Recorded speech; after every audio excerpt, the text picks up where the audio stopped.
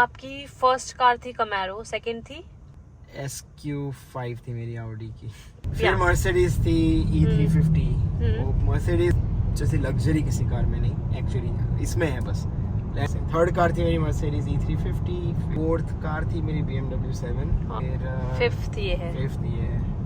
एक कोई भी शौक पाल सकते हो आप, कोई कार मेरा है।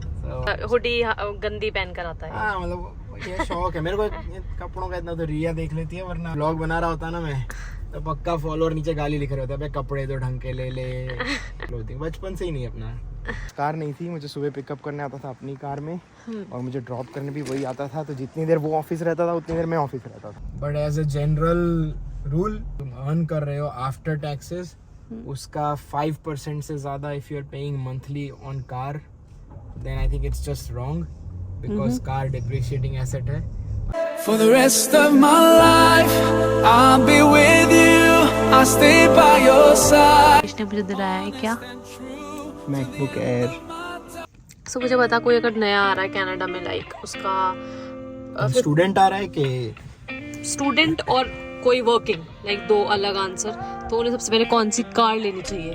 डिपेंड करता है सैलरी वगैरह पे। पहले तो अगर स्टूडेंट आ रहा है तो जॉब ना हो तो कार लो ही मत। स्टूडेंट को तो आई डोंट थिंक कार लेनी चाहिए, क्योंकि यहाँ पे जो बस का नेटवर्क है काफी अच्छा है। ओके। तो मतलब आप उसी को यूज करके इधर उधर पहुंच सकते हो। उनको आई थिंक ज्यादा फोकस करना चाहिए ऐसी जगह पे रहने में जहाँ पे सब कुछ वॉकिंग डिस्टेंस पे अवेलेबल और अपने जॉब के पास। अगर आपकी इनकम नहीं है खास तो, बिकॉज यहाँ living the homes are very expensive to live in, so rather than focus on cars आपको रहने पे देखना चाहिए। फिर अगर आप स्टूडेंट हो और आपकी इनकम अगर है अच्छी, मिनिमम वेज से ज्यादा, और अगर आप आपके घर के रहने के खर्चे के बाद भी लेट्स से पैसे बचा रहे हो तो फिर आप कार ले सकते हो, यूज्ड कार ले सकते हो, कोई भी होंडा। कितनी इनकम पे? हाँ, अगर 20,000 तुम अगर वही है मिनिमम इनकम के ऊपर हो तो तुम अगर 10,000 भी बचा रहे हो लेट्स से साल का, है ना, कि किसी भी तरह $10,000 भी बचा रहे हो तो तुम 2-3 हजार की कार ले सकते हो।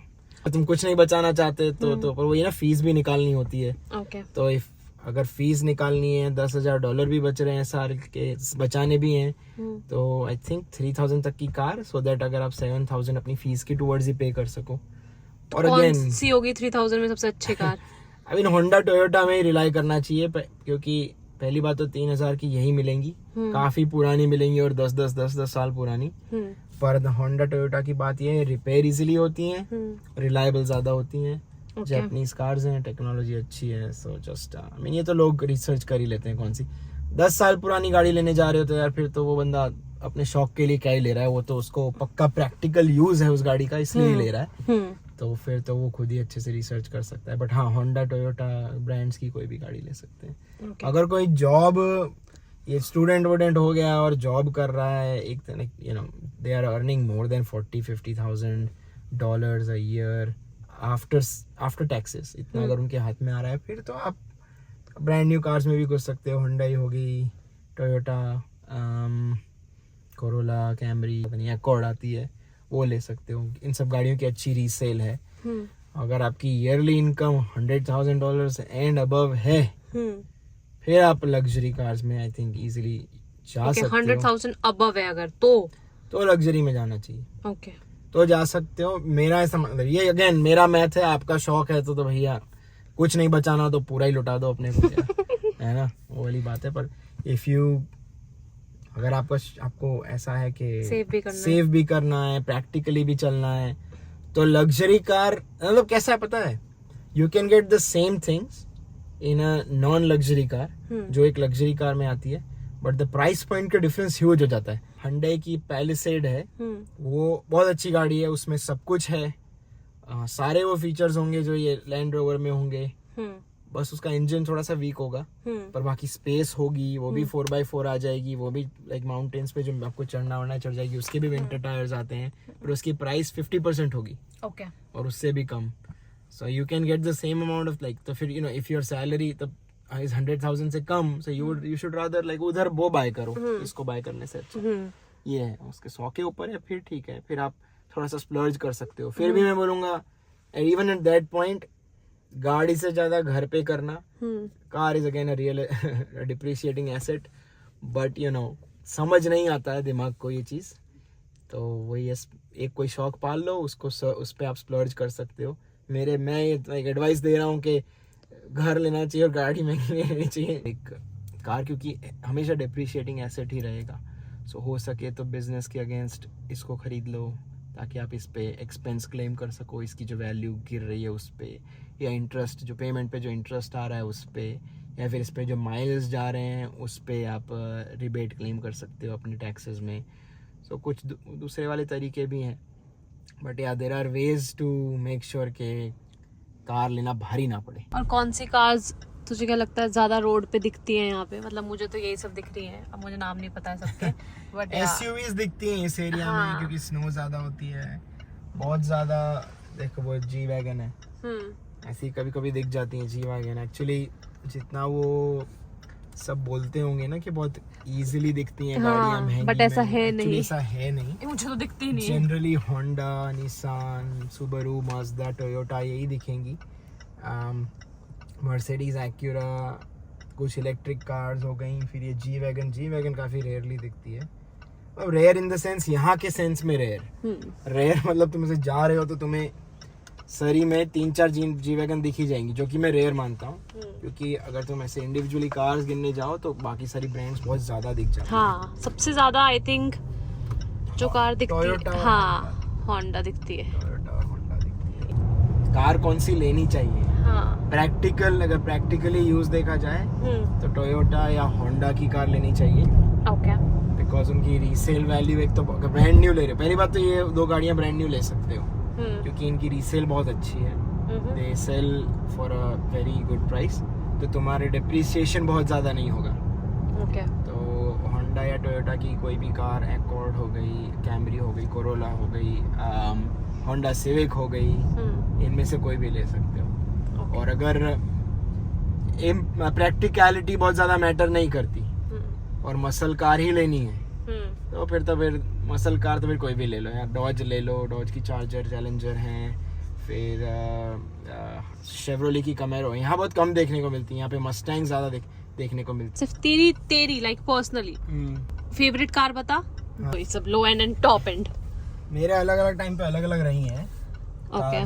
पर इस टाइम मेरे को एसयूवी का, एक्चुअली मेरे को हमेशा से एसयूवी का क्रेज तो था ही। मेरे को SQ5 भी मैंने ली थी।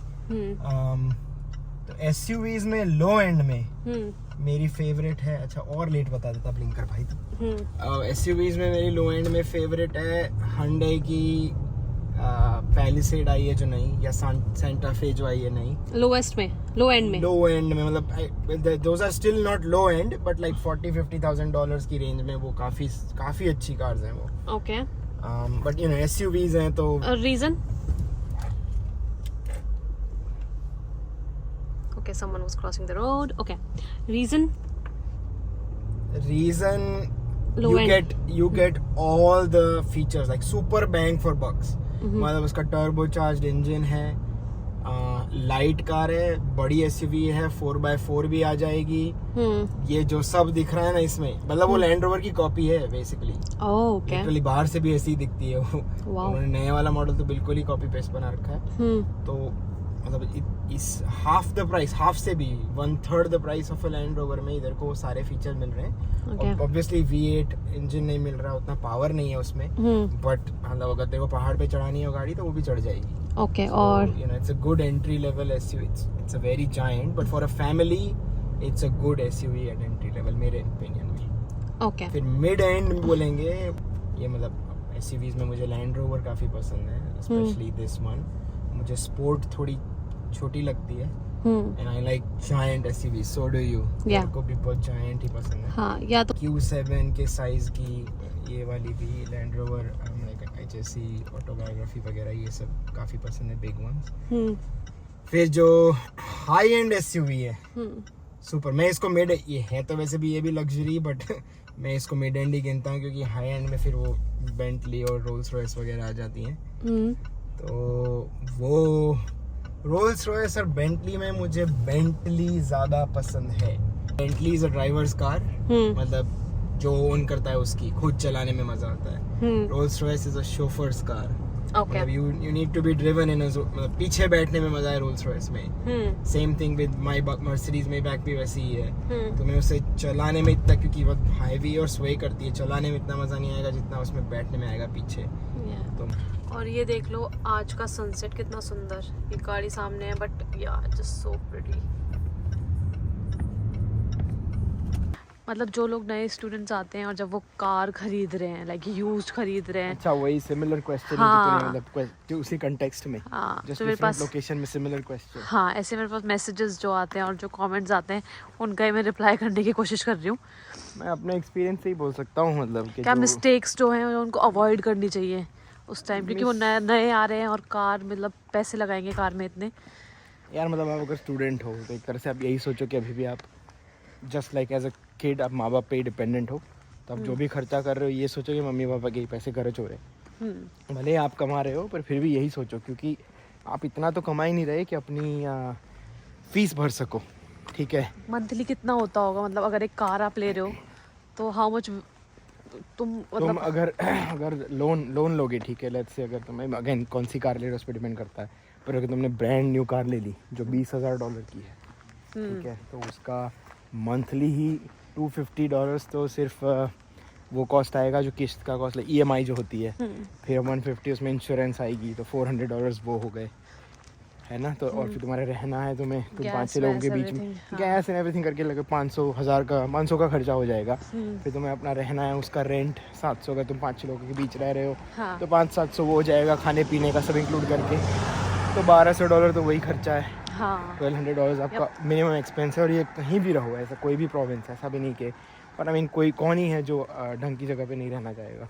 अच्छे ही कॉलेज में जाते हैं, अच्छी जगहों पे, सो इतना तो एक्सपेंस आपका रहेगा ही. तो कार तभी लो जब यू आर मेकिंग ट्वाइस और thrice this amount. So rather then buying a car, use बस इनिशियली, जो मैंने भी किया था for 2 years, because mostly students को बस सर्विसेज रिबेट पे या कम प्राइस पे, रिबेटेड प्राइस पे, डिस्काउंटेड प्राइस पे या फिर फ्री में मिलती है. तो यूज़ करो बस initially for whenever you are a student. फिर जब अच्छी फुल टाइम जॉब लग जाए, जब आप ढंग का कमाने लग पड़ते हो, साल का 30-40 50 हज़ार 100,000, तो फिर कार लो उस हिसाब से.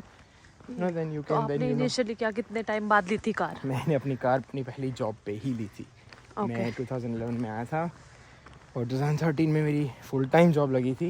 11 में आए थे और 13 में ली थी. 13 में ली थी मेरी फर्स्ट फुल टाइम जॉब. मेरी इंटर्नशिप के टाइम भी मैंने 3 महीने की इंटर्नशिप करी थी एक कॉपर माइन में एज एन इंजीनियर. और उस टाइम पे $25 एन आवर USD मिलता था मेरे को, और ओवर टाइम का 1.5 टाइम्स मिलता था.